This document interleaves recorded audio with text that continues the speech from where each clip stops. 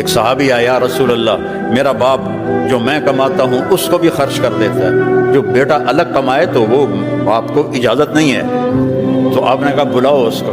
جب اسے پتہ چلا کہ میرے بیٹے نے میری شکایت کی ہے تو عرب شاعر لوگ تھے، اس نے دل ہی دل میں کچھ شعر کہے بیٹے کے گلے میں۔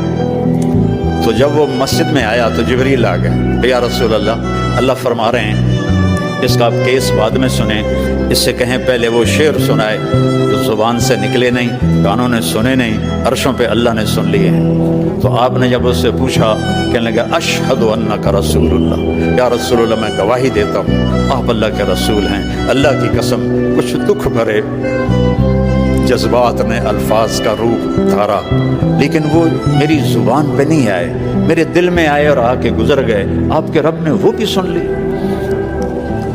تو آپ نے کہا اب اللہ کہتا ہے پہلے وہ سنا پھر تیرا کیس سنوں گا۔ تو نے کہا جی میں نے کہا تھا غزوتک مولودا ومنتک یافیا تعل بما اجنی علیک وتنحل، بیٹا جب تو پیدا ہوا تو میں نے اپنے لیے جینا چھوڑ دیا۔ ہر باپ یہی کرتا ہے، بیٹا جب تو پیدا ہوا تو میں نے اپنے لیے جینا چھوڑ دیا، جو کمایا تیرے لیے، جو بنایا تیرے لیے، پہلے تجھے کھلایا پھر خود کھایا، پہلے تجھے پلایا پھر خود پیا۔ جب تو بیمار ہو جاتا تھا تو ساری رات تیرے سرانے ہم دونوں ماں باپ تیرا پہرا دیتے تھے، اور ہر لمحے ہمیں ڈر لگتا تھا کہیں مر نہ جائے، کہیں مر نہ جائے، حالانکہ موت کا وقت مقرر ہے۔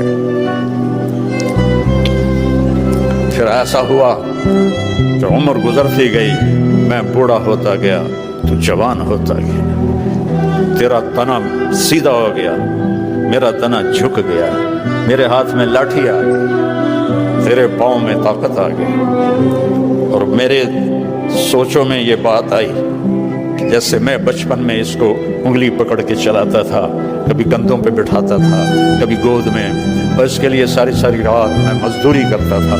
لیکن ایک دم میں نے کیا دیکھا کہ تیری آنکھیں ماتھے پر چلی گئیں، اور تو مجھے ایسے دیکھتا تھا جیسے میں تیرا نوکر ہوں اور تو میرا مالک ہے۔ میں نے اپنی ساری زندگی کے تصور کو جھٹلا دیا کہ ہاں واقعی میں اس کا نوکر ہوں، کہ میرا مالک۔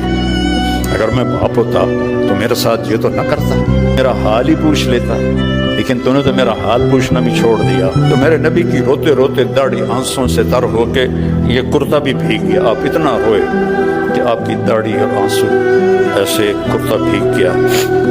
جب وہ خاموش ہوا تو آپ نے اس کے گریبان کو پکڑا، کہا اٹھ اور دفع ہو جا اور میری نظروں سے دور ہو جا، انت و مالک لابیک، تو اور تیرا سب کچھ تیرے باپ کا ہے۔